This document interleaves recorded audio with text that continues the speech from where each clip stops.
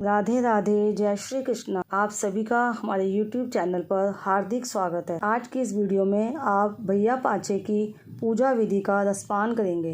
याद रखना, भैया पाचे और नाग पंचमी अलग अलग है। श्रावण मास के कृष्ण पक्ष की पंचमी को भैया पाचे के रूप में मनाया जाता है। वहीं श्रावण मास के शुक्ल पक्ष की पंचमी को नाग पंचमी के रूप में भी मनाया जाता है, जब हम नाग देव की पूजा करते हैं।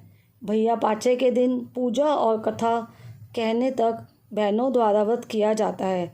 ये त्यौहार भाई की लंबी उम्र, उसके घर में सुख समृद्धि बनी रहे, इसलिए मनाया जाता है। सबसे पहले मैं आपको भैया पाचे की व्रत विधि बताती हूँ। पंचमी से पहली रात यानी चतुर्दशी को रात को ही काले चने और मोठ भिगोकर रखे जाते हैं।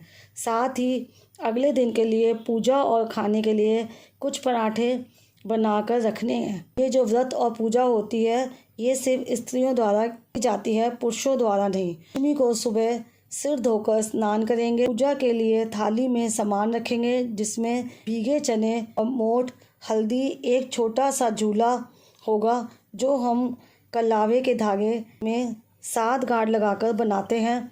फिर पैसे होंगे जो दक्षिणा के लिए रखे जाएंगे। चीनी, थोड़ा सा नमक होगा।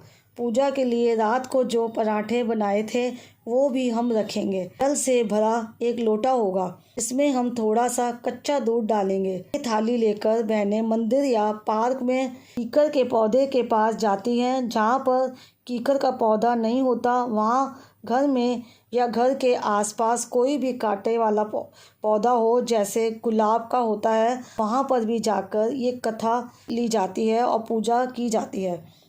से पहले जल के लोटे पर हल्दी से सतिया बना लें और उस पर कलावा बांधें।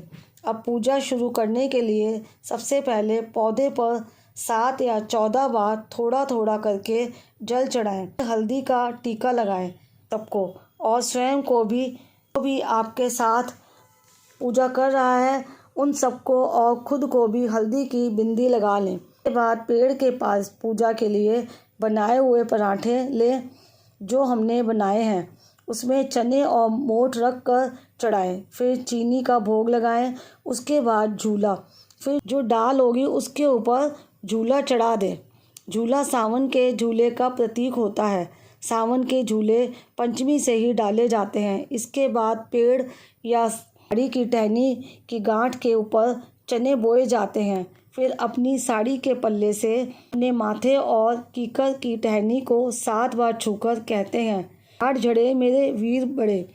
फिर हाथ में कुछ चने लेकर कहानी कही जाती है और सुनी जाती है। कहानी सुनते समय जो हमने हाथ में चने लिए होते हैं उन्हें छीलते रहते हैं और कहानी सुनने के बाद उन चनों को वहीं पेड़ पर चढ़ा देते हैं। पाँचे के बाद विनायक जी की कहानी भी ज़रूर सुननी चाहिए। जो हमने पूजा में थाली में नमक रखा था वो वहीं मिट्टी में दबा दें। इसके बाद दूब यानी घास की भी पूजा करते हैं। पहले 7 बार जल चढ़ाएंगे, फिर हल्दी चढ़ाएंगे। हल्दी से तिलक करके चने, चीनी चढ़ाएंगे और पैसे चढ़ाएंगे, और ये हमारी पूजा पूर्ण हो गई। फिर वहीं जल के अंदर थोड़ी सी चीनी डालकर सूर्य देव को भी जल अर्पित किया जाता है। उसके बाद जो हमने रोटी बनाई थी वो हमें कौओं को भी डालनी होती है और कहेंगे, कौआ कौआ रोटी ले मेरे वीरन को चोटी दे।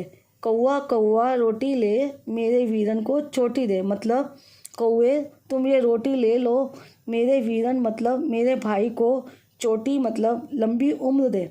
अब इसके बाद ये पूजा हमने कर ली। इसके बाद पूजा के समय लोटे में थोड़ा सा जल बचा के रखेंगे, जल ना चढ़ा दें।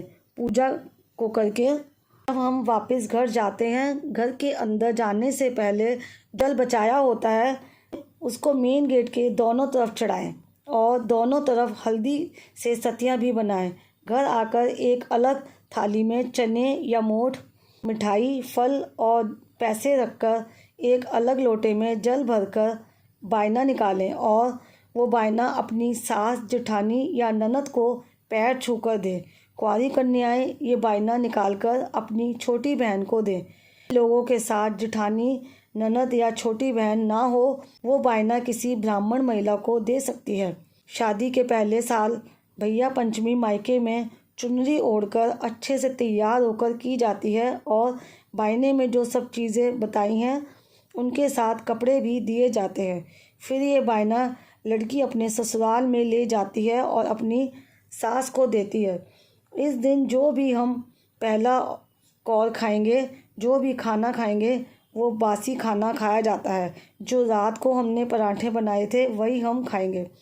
आप दही के साथ, अचार के साथ, किसी भी ठंडी सब्जी के साथ ये खा सकते हैं। पाँचे में व्रत जो होता है वो पूजा तक ही होता है, तो पूजा करने के बाद वायना निकाल लें और पहली रात का बना ठंडा खाना खा लें। फिर पूरा दिन कुछ भी खा सकते हैं। ये व्रत भाइयों के लिए होता है और बहुत बहुत अच्छा भी होता है। कुछ लोगों को आदत होती है सुबह उठकर चाय पीने की, तो वो स्त्रियां भी ध्यान रखें, सुबह उठ के चाय ना पिएं, कुछ गर्म नहीं खाएं। पहले पूजा करेंगे, उसके बाद ठंडा खाएंगे, फिर चाय वगैरह या कुछ और चीज़ लेंगे। ये थी भैया पाचे की पूजा विधि। उम्मीद करती हूँ आज की ये जानकारी आपको पसंद आई होगी। वीडियो अगर अच्छी लगी है तो वीडियो को प्लीज़ लाइक ज़रूर करिएगा और चैनल पर पहली बार आए हैं तो चैनल को सब्सक्राइब करना मत भूलिएगा।